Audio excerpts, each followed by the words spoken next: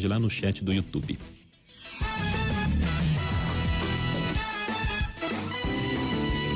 Análise política com Orion Teixeira. Ao vivo e em imagens para quem está nos assistindo lá no YouTube, Orion Teixeira. Tudo bem, Orion? Bom dia.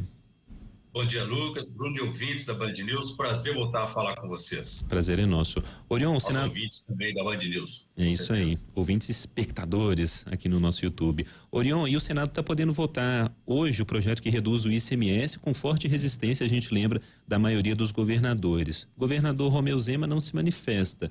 É um assunto que vai passar? O que você traz aí pra gente?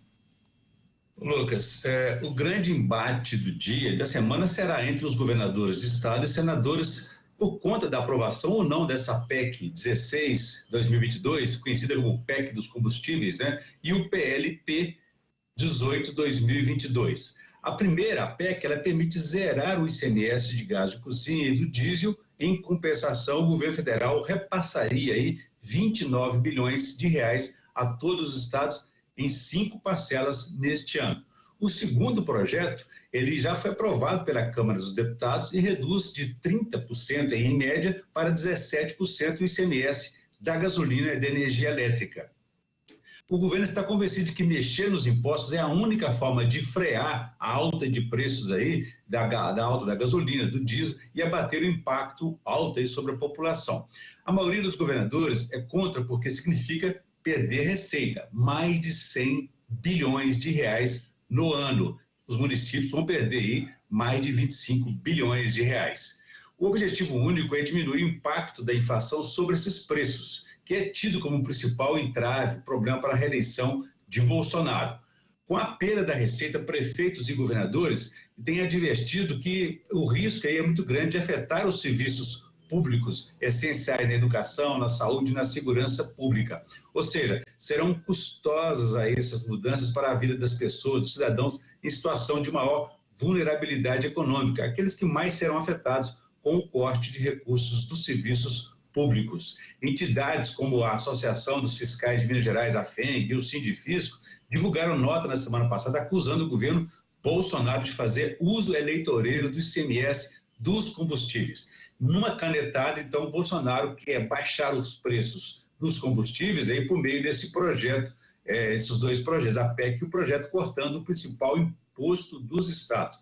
De acordo com as duas entidades, esse projeto reduz o ICMS sobre os combustíveis e numa conta preliminar vai trazer prejuízo só para Minas Gerais de 17 bilhões e meio de reais neste ano. Além disso, afirma que o Congresso Nacional não poderia reduzir os impostos dos estados e municípios, que seria inconstitucional, afetando o Pacto Federativo. Por outro lado, já fizeram isso em 96, como todos sabemos, quando implantaram a Lei Candir, isentando de ICMS os produtos de exportação, como minério, soja, entre outros. Minas já amargou perdas de mais de 135 bilhões de reais e, como compensação, vai receber 8 bilhões de reais em 17 anos. Então, eles estão convencidos que o problema dos preços não é o ICMS, mas a política internacional de preços adotada pela Petrobras. O que o governo quer é manter também o pagamento de lucros e dividendos aos acionistas da Petrobras, sem arriscar medidas aí em ano eleitoral. É o clássico e populista de fazer cortesia com o chapéu alheio. Manifestando a sua posição, cheia de dúvidas sobre a eficácia desse projeto de reduzir o ICMS, o presidente do Senado, senador por Minas Gerais, Rodrigo Pacheco, disse no sábado, na condição de presidente interino da República, ele questionou também esses dividendos astronômicos pagos pela Petrobras. Na avaliação dele, em vez de sacrificar o ICMS, eles deveriam ser repassados, revertidos para a sociedade na questão dos preços dos combustíveis. Ou seja, solução parece que tem. Tá certo, Orion. Fala de eleições agora, pesquisa revela quem são os eleitores de Zema e Calil até o momento. Qual que é o perfil desses eleitores?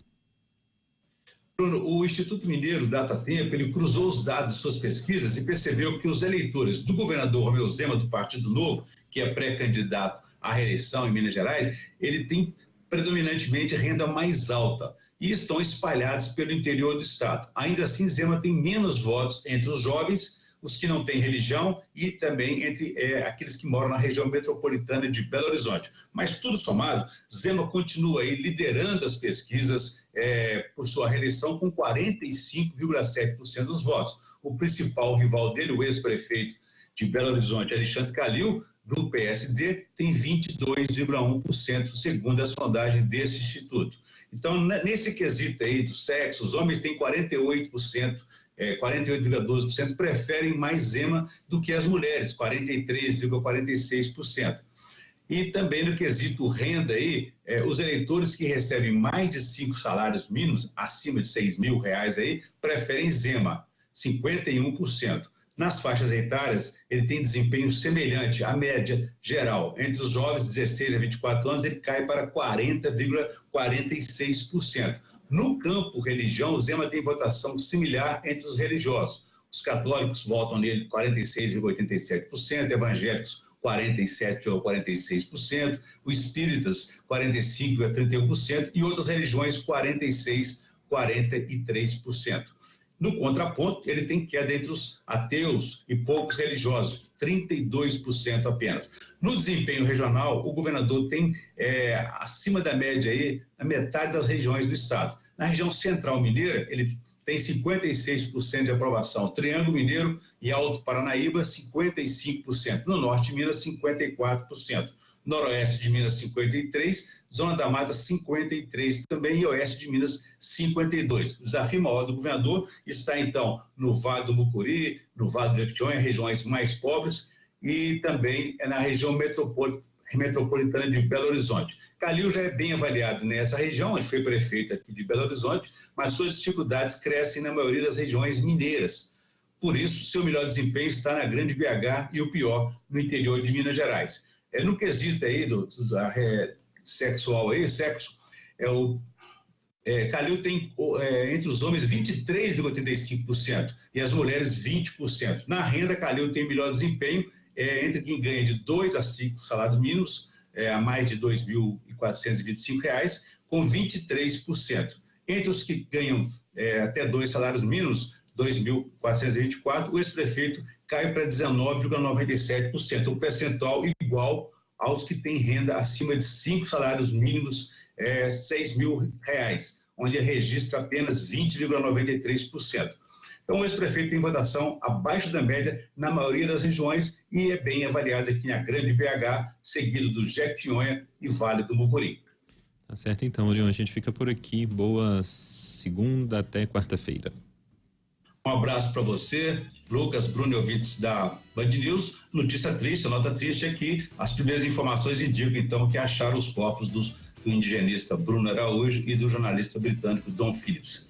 Bom, que Deus abençoe a todos aí, façam um bom dia. Valeu, façamos. São 10h47. Seu caminho.